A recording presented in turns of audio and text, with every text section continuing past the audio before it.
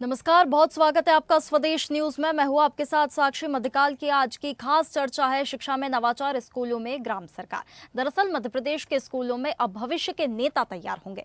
जी हां, केंद्र सरकार की मॉडल यूथ ग्राम सभा योजना के तहत प्रदेश के 110 स्कूलों में छात्र पंचायतें बनाई जाएंगी, जिसमें 9वीं से 12वीं तक के छात्र सरपंच, सचिव और ग्राम सभा सदस्य बनकर गुप्त मतदान से चुने जाएंगे, जिससे उन्हें पंचायत कार्यप्रणाली का व्यावहारिक अनुभव मिलेगा। ये देश का पहला ऐसा प्रयोग है जिसमें छात्र सरपंच, सचिव और ग्राम सभा सदस्य बनकर पंचायत की कार्यप्रणाली सीखी जाएगी।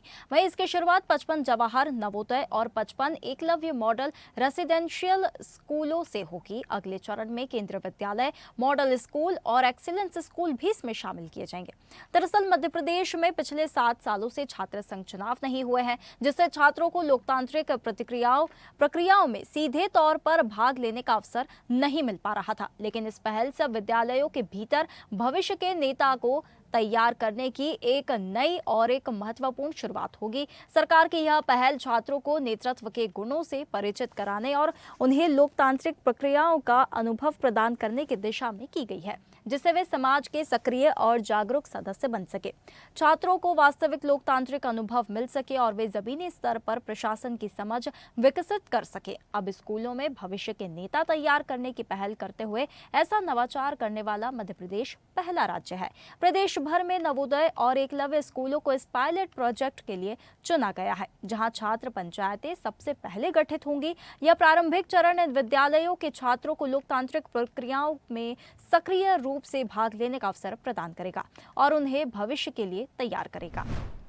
तो देखिए, स्टूडेंट्स अब नेता बनाने की अब उनकी तैयारी अब शुरू कर दी गई है। दरअसल मध्य प्रदेश में शिक्षा का नवाचार है, स्कूलों में अब ग्राम सरकार होगी। एमपी में स्कूलों में अब भविष्य के नेता तैयार होंगे। छात्रों को भविष्य के नेता के रूप में अब तैयार करने का उद्देश्य है। 9वीं से 12वीं तक के छात्रों को अब इसमें जो चुनाव की प्रक्रिया कैसे होती है, लोकतंत्र की प्रक्रिया सब कैसे चलती है, इन सब से जोड़ा जाएगा। इसे लेकर अब एक नवाचार जो है सरकार कर रही है। 9वीं से 12वीं तक के छात्र अब अपनी उम्मीदवारी कर सकेंगे। स्कूलों में सरपंच, सचिव, ग्राम सभा के सदस्य चुने जाएंगे।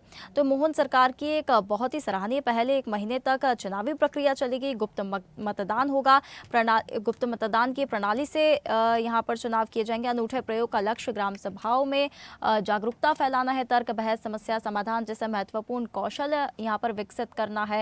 वहीं पंचायत की कार्यप्रणाली का व्यवहारिक अनुभव इस दौरान मिलेगा। मध्य प्रदेश के स्कूलों में अब भविष्य के नेता तैयार होंगे। पंचायती राज मंत्रालय का यह अद्भुत निर्णय है, प्रशंसनीय निर्णय है, जिसमें मॉडल यूथ ग्राम सभा का निर्माण किया जा रहा है। उसके लिए पंचायती राज विभाग ने ट्रेनिंग इंस्टीट्यूट है मध्य प्रदेश जबलपुर में, वहाँ पर 220 से ज़्यादा ट्रेनर को प्रशिक्षित किया है और 55 एकलव्य स्कूल और 55 नवोदय विद्यालय मध्य प्रदेश के, उनमें इसको लागू किया जाएगा। देखिए, जिस तरीके से भारतीय पार्टी ने पिछले 2 दशक में एक पीढ़ी बर्बाद कर दी, ना जाने कितने बच्चे आत्महत्या कर चुके हैं। अभी एनएसयूआई मांग कर रहा है लगातार कि छात्र संघ चुनाव कराए जाएं, उस पर एक शब्द नहीं बोल रहे हैं। और एक नया शिगुफा छोड़ा जा रहा है कि बच्चों को, मतलब 8, 9, 10, 11, 12 के बच्चों को पंचायत का ऐसा कोई सचिव बनाएंगे। तो देखिए, मध्य प्रदेश के स्कूलों को अब भविष्य के नेता अब तैयार हो रहे हैं। केंद्र सरकार की मॉडल यूथ ग्राम सभा योजना के तहत प्रदेश के 110 स्कूलों में छात्र पंचायतें बनाई जाएंगी, जिसमें 9वीं से 12वीं तक के छात्र सरपंच, सचिव और ग्राम सभा सदस्य बनकर गुप्त मतदान से चुने जाएंगे, जिसमें उन्हें पंचायत कार्यप्रणाली का व्यवहारिक अनुभव मिलेगा। ये देश का पहला ऐसा प्रयोग है जिसमें छात्र सरपंच, सचिव और ग्राम सभा सदस्य बनकर पंचायत की कार्य प्रणाली यहाँ पर वे सीखेंगे। तो देखिए, ये योजना एक बड़ी सोच का एक असरदार हो सकती है। एक सोच तो ये काफ़ी सराहनीय है। देश के अन्य राज्यों में भी इसी तरह की पहल मौजूद है जो छात्रों को लोकतांत्रिक प्रक्रियाओं से जोड़ने का प्रयास करती है। वहीं उदाहरण के लिए जैसे झारखंड राज्य में 30,000 से अधिक विद्यालयों में बाल संसद का संचालन किया जा रहा है। वहाँ पर भी मतदान से लेकर जितनी भी प्रक्रियाएँ होती है उन चीज़ों को समझाया जाता है। यहाँ मध्य प्रदेश में भी अब ये पहल शुरू कर दी गई है सरकार के द्वारा। छात्रों को एक मंच प्रदान अब यहाँ पर किया जाएगा। अनेक मुद्दों पर यहाँ पर चर्चा होगी। इसी के साथ राजस्थान और केरल जैसे राज्यों में भी बाल संसद और विद्यार्थी कैबिनेट जैसी संरचनाएं कार्यरत हैं। तो देखिए, मध्य प्रदेश के स्कूलों में अब भविष्य के नेता तैयार होने जा रहे हैं। केंद्र सरकार की मॉडल यूथ ग्राम सभा योजना के तहत प्रदेश के 110 स्कूलों में छात्र पंचायतें बनाई जाएंगी। इसमें 9वीं से 12वीं के छात्र सरपंच, सचिव और ग्राम सभा सदस्य बनकर गुप्त मतदान से चुने जाएंगे। तो यही आज की हमारी खास चर्चा है मध्यकाल के। इसमें हमारे मेहमान आज हमारे साथ जुड़ रहे हैं शिवम जाट, महानगर मंत्री एबीवीपी से हमारे साथ हमारे मेहमान जुड़ रहे हैं। वहीं केएस शाइनी, वरिष्ठ पत्रकार, हमारे साथ इस खास चर्चा में हमारी मेहमान है। पदम सिंह, किसान नेता, हमारे साथ इस खास चर्चा में हमारे साथ है। वहीं आशुतोष चौक से प्रदेश अध्यक्ष एनएसयूआई हमारे साथ इस खास चर्चा में हमारे साथ है। शिवम जी, पहले तो बहुत स्वागत है आपका हमारे साथ हमारी इस खास चर्चा में जुड़ने के लिए। क्या आपको मेरी आवाज आ रही है? जी, आ रही है जी। सरकार कह रही है कि भविष्य के नेता स्कूलों में तैयार किए जाएंगे, स्कूलों से अब भविष्य के नेता निकलेंगे। तो एबीवीपी मानती है कि ये स्कूल लोकतंत्र की तैयारी की जगह है या राजनीति के लिए एक नई प्रयोगशाला यहाँ पर बना दी गई है? किस तरह से देखते हैं आप इसे? जी, जैसा कि सरकार ने ये बाल संसद का एक नया प्रयोग जो किया है, ये बड़ा ही सौभाग्य योग है कि स्कूल से ही छात्रों को राजनीति के तौर तरीके सिखाए जाएंगे। इससे कहीं ना कहीं एक नया प्रयोग ये सामने आएगा और जिससे कहीं ना कहीं लोकतंत्र में भी एक जो युवाओं की भूमिका है वो भी देखने को मिलेगी। जी, लेकिन लोकतंत्र की ट्रेनिंग के नाम पर छात्रों को सरपंच और सचिव की भूमिकाएं देना क्या शिक्षा को राजनीति से जोड़ने की शुरुआत नहीं है? इस पर आपकी क्या प्रतिक्रिया रहेगी? नहीं, मैं ये नहीं मानता कि कहीं ना कहीं ये राजनीति से जोड़ने की प्रतिक्रिया है। कहीं ना कहीं जैसा हम मानते हैं कि स्कूल से ही छात्र कहीं ना कहीं कुछ चीज सीखते हुए आगे बढ़ता है, तो मेरे हिसाब से अगर छात्र स्कूल में ही प्रैक्टिकली नॉलेज के साथ वो चीज सीखेगा तो आगे भी उसको काम आएगी। जी, हमारे साथ इस खास चर्चा में हमारे साथ वरिष्ठ पत्रकार केएस शाइनी भी हमारे साथ जुड़ी है। शाइनी जी, क्या आपको मेरी आवाज आ रही है? साक्षी जी, मेरी आवाज आ रही है? जी जी जी, आपकी आवाज आ रही है, अब आ रही है जी। कल तो बहुत स्वागत है आपका हमारे साथ इस खास चर्चा में जुड़ने के लिए। तो देखिए, ये जो मॉडल यूथ ग्राम सभा है, इसका सरकार ने जो ये पहल की है, सराहनीय पहल है। पिछले 7 सालों में मध्य प्रदेश में छात्र संघ के चुनाव नहीं हुए हैं, अब ये पंचायत मॉडल लाया जा रहा है। इसे लोकतंत्र को पुनर्जीवित करने की कोशिश हम कह सकते हैं या फिर लोकतंत्र को नियंत्रित करने का एक नया तरीका कह सकते हैं। कैसे देखती हैं आप इसे?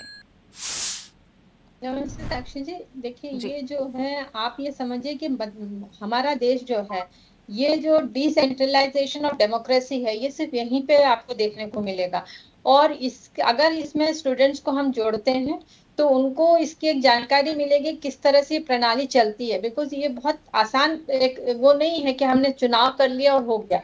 यहाँ पे हमें डिसॉल्व करने का पावर है। जो कार्य है, सरपंच है, उनके क्या अधिकार है और कितने पावर्स हैं, ये सब भी स्टूडेंट्स को सिखाया जाना चाहिए, ताकि वो जब बड़े होंगे तो उनको डिसीजन मेकिंग एक कैपेबिलिटी बढ़ेगी और साथ ही उन्हें अपनी जो जागरूक होंगे कि हमारे क्या क्या अधिकार हैं और सरपंच से हम किस तरह से अपने अधिकारों का लाभ ले सकते हैं। तो अगर ये स्टूडेंट्स बचपन से ये जानेंगे, कोई राजनीति की बात नहीं है, ये आपके अधिकार है, डेमोक्रेसी किस तरह से वर्क करती है एक नीचे लेवल तक। एक बार आप विधायक बन सकते हो, आसान होता है, लेकिन एक बार सरपंच बन के चुनाव जीतना मुश्किल होता है, क्योंकि हर गांव का हर व्यक्ति आपको जानता है और वो आपको आपके जो कार्य है, आपका किस तरह से व्यवहार है, उसके तहत आपको चुना जाता है। तो मेरे ख्याल से ये बहुत अच्छा प्रयास रहेगा, जहां तक स्टूडेंट्स को इसकी जानकारी मिलेगी और इसके प्रयास भी करें। लेकिन शाइनी जी, देखिए, सरपंच सचिव बनने के नाम पर ये जो 14 से 17 साल के बच्चों पर जिम्मेदारी है और ये जो सत्ता का इसे बोझ डालना हम नहीं कहेंगे, क्योंकि 9वीं से देखिए 12वीं तक के जो बच्चे होते हैं, इसी दौरान जो पढ़ाई होती है, ये एकदम पीक मानी जाती है कि इसी दौरान बच्चों को ज़्यादा ध्यान देना चाहिए पढ़ाई पर, और इसी दौरान आप राजनीति का बोझ डालना, इसे कैसे देखेंगी आप? साक्षी जी, देखिए, इसमें राजनीति नहीं है, स्कूल का एक प्रक्रिया। जैसे आप शहर में भी देखेंगे कि यहाँ पे भी जो स्कूल है वहाँ कैबिनेट फॉर्म होता है, कैबिनेट के तरह चुनाव होता है। चाहे वो कई बड़े स्कूल्स हैं, आपने देखा होगा, वहाँ पे चुनाव के तहत आप वहाँ पे कमिटी बनाते हैं स्टूडेंट्स का, चाहे हेड गर्ल बनती है या उसमें नाम भले अब जो दे दें, लेकिन वो चुनाव प्रक्रिया से होता है। तो ये सिर्फ एक तरह से हमारे जो डेमोक्रेटिक प्रोसेस है, डिसेंट्रलाइजेशन ऑफ डेमोक्रेसी है, उसकी जानकारी स्टूडेंट्स का एक मतलब एक भाग है, वो पढ़ाई का ही एक भाग है कि आपको ये जानकारी हो कि किस तरह से आपके यहाँ पे व्यवस्था चलती है। तो ये कहना कि उनपे एक बोझ होगा तो मुझे नहीं लगता है। और स्कूल में भी जिस तरह के जो भी रूल्स एंड रेगुलेशंस है उसके बारे में स्टूडेंट्स को ज्यादा पता चलेगा और वो अपने अधिकारों के बारे में वहां पे जागरूक होकर बात कर सकते हैं। जी, चलिए हमारे साथ इस खास चर्चा में आशुतोष चौक से प्रदेश अध्यक्ष एनएसयूआई भी हमारे साथ जुड़ गए हैं। आशुतोष जी, क्या आपको मेरी आवाज आ रही है? हाँ जी, आ रही है। आपको आ रही है? जी जी बिल्कुल आ रही है। आशुतोष जी, एनएसयूआई लगातार कह रही है कि छात्र राजनीति खत्म कर दी गई है। जब सरकार एक नया लोकतांत्रिक मंच दे रही है तो फिर एनएसयूआई को इससे क्या दिक्कत हो रही है? देखिए, बात ये है कि सरकार की असल नीयत क्या है। अगर सरकार की असल नीयत है कि जो है छात्रों में राजनीति की पौध डाली जाए, तो क्यों नहीं सरकार जो है पिछले कई वर्षों से छात्र संघ चुनाव करा रही है। क्या आपत्ति है सरकार को छात्र संघ चुनाव कराने में? जब कॉलेजों में, महाविद्यालयों में, विश्वविद्यालयों में छात्र संघ चुनाव नहीं हो रहे हैं और अब छात्र संघ चुनाव की मांग लगातार बढ़ रही है, छात्रों में आक्रोश बढ़ रहा है, तो सरकार फिर इस बात को दबाने के लिए ये नया सगुफा लेके आई है। लगातार सरकार इस प्रकार के सगुफे समय समय पर जो है असल मुद्दों को, असल बातों को दबाने के लिए छोड़ती रहती है।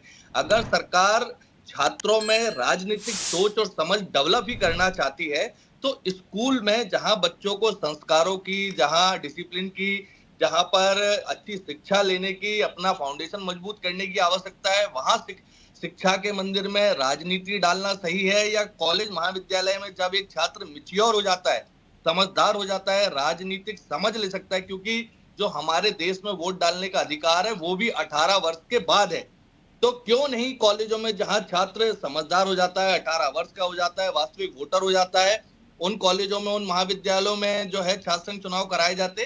तो इससे देखिए स्पष्ट ये समझ में आता है कि छात्रों में पूरे प्रदेश के छात्र संघ चुनाव को लेकर जो है आक्रोश है और उस आक्रोश को कैसे दबाया जा सके, किस प्रकार से इस मुद्दे को जो है डाइल्यूट किया जा सके, इसी बात को लेकर जो है सरकार फिर ये एक नया सगुफा लेके आई है। आने वाले समय में पता चलेगा कि ये सगुफा मात्र है, कितना बड़ा फुसकी बम है, ये तो हमें आने वाले समय में तो लेकिन आशुतोष जी, क्या अब एनएसयूआई क्या चाहती है कि सिर्फ छात्र जो है इन सब चीजों का अनुभव और ये सिर्फ भाषण में ही सुने? क्या वास्तविक जब उन्हें अनुभव मिल रहा है, लाइव उन्हें ये सब चीजें सीखने का मौका मिल रहा है, तो वो सब चीजें छात्र ना सीखे?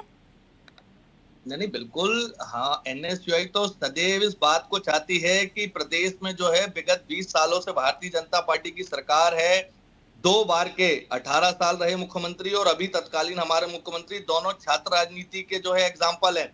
उसके बाद भी मध्य प्रदेश में छात्र राजनीति का गला घोट देना कहीं ना कहीं ये दिखाता है कि छात्रों के प्रति सरकार की कितनी संवेदनाएं हैं और छात्र राजनीति के प्रति सरकार की क्या सोच है।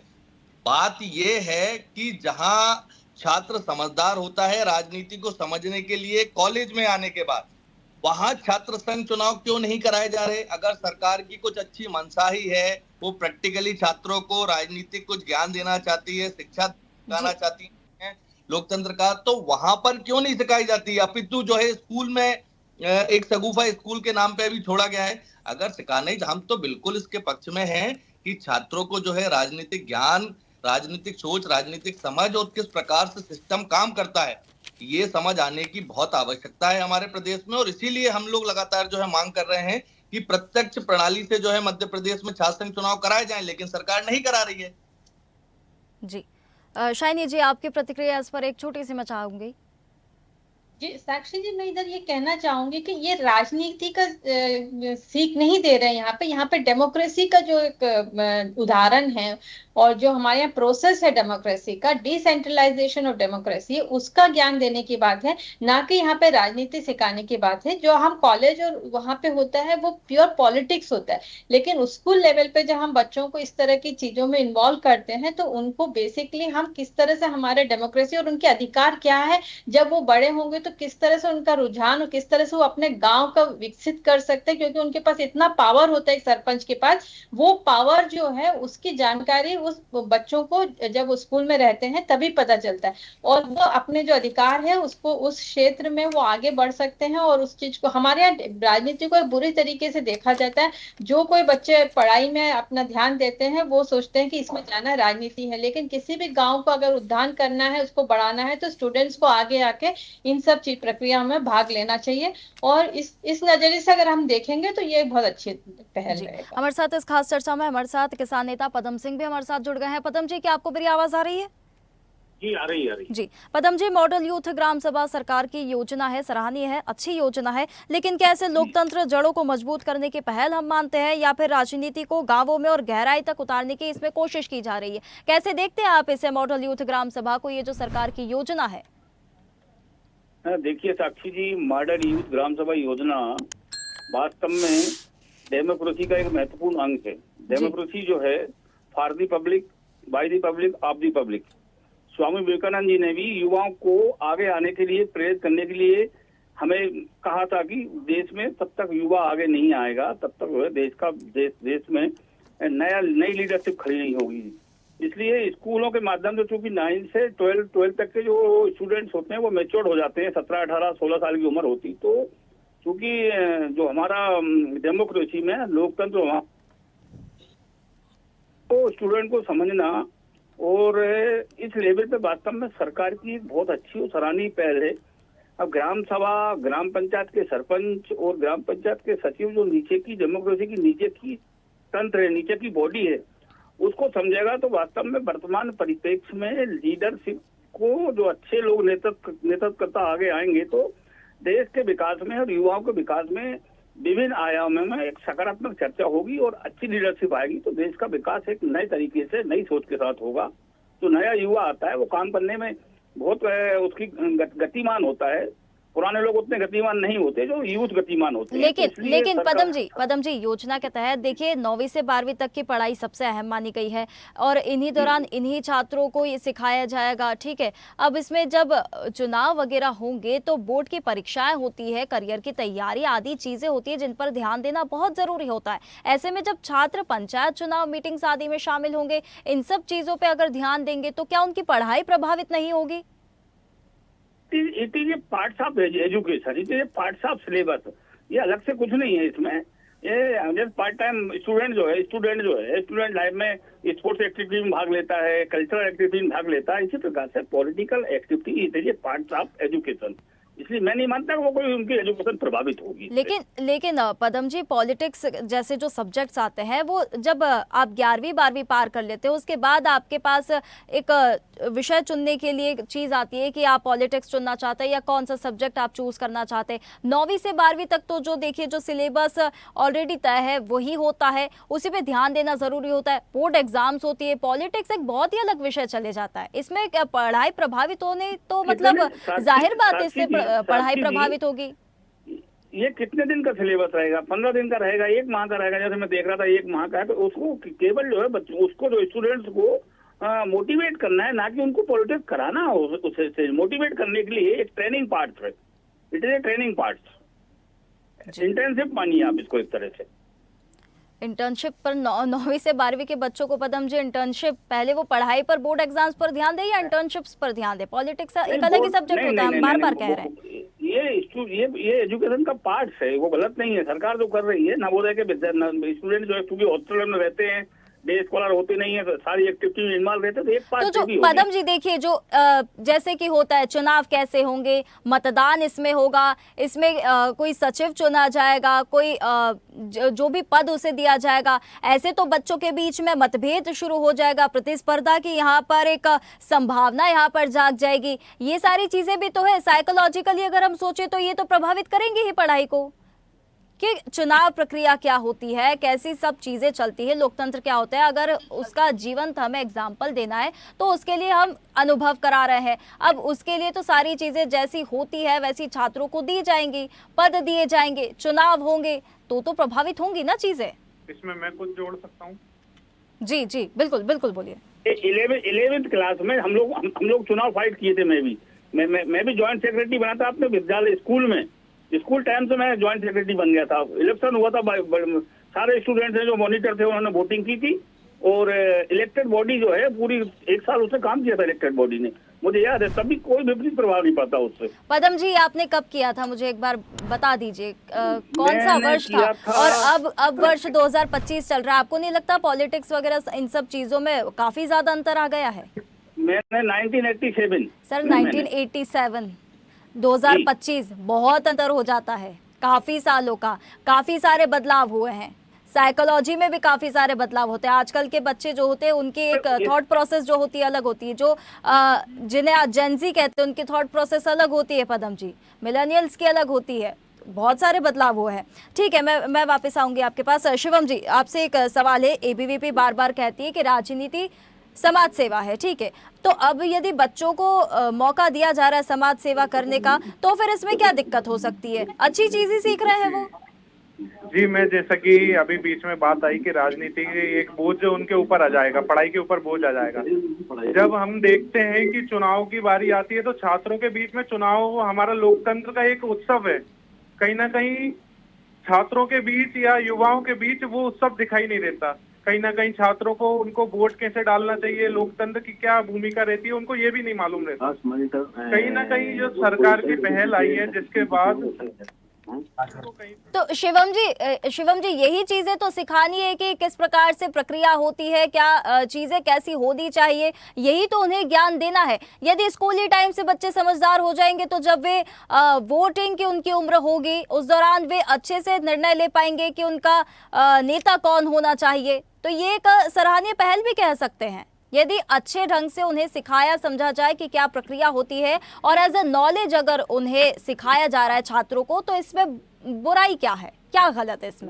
मैं इसमें बुराई कुछ भी नहीं मानता हूँ, मैं सराहनीय पहल बोलता हूँ, क्योंकि कहीं ना कहीं छात्र पढ़ाई करके वो चीज बुकों की लैंग्वेज से नहीं सीखता, लेकिन कहीं ना कहीं वो जब प्रैक्टिकल करेगा इसको तो उसको बारीकियों से सीखने का मौका मिलेगा, उसको भी पता चलेगा समाज के लिए क्या अच्छा है, एजुकेशन के लिए क्या अच्छा है, तो वो आने वाले लोकतंत्र में अपनी सहभागिता अच्छे से दे पाएगा। जी, वही कहना है। शाइनी जी, आपकी एक बार प्रतिक्रिया मैं चाहूंगी इस पर। आपने सभी की प्रतिक्रियाएं सुनी है, कहना सभी का यही है कि कहीं ना कहीं देखिए ये बहुत सराहनीय पहल है, लेकिन कहीं ना कहीं प्रभावित तो देखिए छात्र होंगे। पॉलिटिक्स कोई आम विषय नहीं होता है, बहुत ही सेंसिटिव विषय भी होता है, और आजकल जो हम देख रहे हैं पॉलिटिक्स वो बहुत ज़्यादा कॉम्प्लिकेटेड हो गया है। तो 14 से 17 साल के बच्चों को, 9वीं से 12वीं तक के छात्रों को इस प्रकार पॉलिटिक्स के उसमें धकेलना, ये थोड़ा सोच समझ के रखने वाला एक कदम होगा। तो क्या हमारे इधर जो शिक्षक है जो सिखाएंगे वो इतने है अनुभवी कि वो अच्छे से एज अ नॉलेज छात्रों को सिखा पाए? अगर नॉलेज के जरिए, एजुकेशन के उससे सिखाया जा रहा है तो ये बहुत ही अच्छी और सराहनीय पहल। एक छोटी सी प्रतिक्रिया आपसे मैं चाहूंगी शाइनी जी, छोटी सी। साक्षी जी, मैं इसलिए ये कहना चाहूंगी कि ये कोई पॉलिटिक्स नहीं सिखाएंगे यहाँ पे। आप लीडर्स देखिए, कितने लोग चुन के आएंगे, सचिव होंगे, सरपंच होंगे, तो ये जो है ये सिर्फ उनको लीडरशिप क्वालिटी, और लीडरशिप का क्वालिटी सीखना स्कूल लेवल से ही आना चाहिए। कोई लीडरशिप अपने आप नहीं, लीडर नहीं बन जाते, लीडरशिप का क्वालिटी होती है, और वो हमें कुछ चुने हुए बच्चे होते हैं जिनमें ये क्वालिटी है, उसको उभारने के लिए ये चीज काम आएगा। और बाकी बच्चे जो हैं वो प्रोसेस को समझेंगे। तो जो बच्चे इस प्रोसेस को समझेंगे, हम किस तरह से, जैसे हमारे सरपंच चुन के आते हैं तो कोई ग्राम सभा जो होती है तो उसमें मीटिंग में भी नहीं जाते हैं। अब हम मीटिंग में जाने की कितना बड़ा आपके पास अधिकार है कि हम उस सरपंच को डिसॉल्व भी कर सकते हैं। तो ये जो नॉलेज है ये बच्चों को स्कूल से जब पता चलेगा तो वो आगे जब बड़े होंगे तो वो अपने अधिकार को उपयोग करेंगे, और वहां पे जो विलेजेस है वहां पे उनका डेवलपमेंट होगा। बिल्कुल शाइनी जी, ये तो सराहनीय पहल, उस हिसाब से हम बिल्कुल कह सकते हैं कि जो प्रोसेस होती है उसे सिर्फ सिखाना है, उसे समझाना है, ताकि आगे जो इन छात्रों को ही निर्णय लेना है, यही आगे जाके भविष्य है। तो ये एक सराहनीय पहल भी कही जा सकती है। आप सभी मेहमानों का बहुत धन्यवाद हमारे साथ इस खास चर्चा में जुड़ने के लिए। तो देखिए, मध्य प्रदेश के स्कूलों में भविष्य के नेता तैयार होंगे। ये योजना एक बड़ी सोच है, लेकिन छोटा सा इसका किरदार है, लेकिन असरदार है। तो देखिए, मध्य प्रदेश के स्कूलों में भविष्य के नेता तैयार होंगे। केंद्र सरकार की मॉडल यूथ ग्राम सभा योजना के तहत प्रदेश के 110 स्कूलों में छात्र पंचायतें बनाई जाएंगी, जिनमें 9वीं से 12वीं तक के छात्र सरपंच, सचिव और ग्राम सभा सदस्य बनकर गुप्त मतदान से चुने जाएंगे। सभी प्रक्रिया से उन्हें रूबरू कराया जाएगा। एज अ नॉलेज देखिए, बहुत ही सराहनीय पहल है, बहुत ही अच्छी योजना, अच्छा प्रोजेक्ट है। फिलहाल आज के मध्यकाल की इस खास चर्चा में इतना ही। आप बने रहिए स्वदेश न्यूज के साथ, सबसे पहले देश। ताज़ा खबरों के लिए लाइक, फॉलो और यूट्यूब पर सब्सक्राइब कर बेल आइकन दबाएं। साथ ही हर अपडेट के लिए विजिट करें स्वदेशलाइव.com।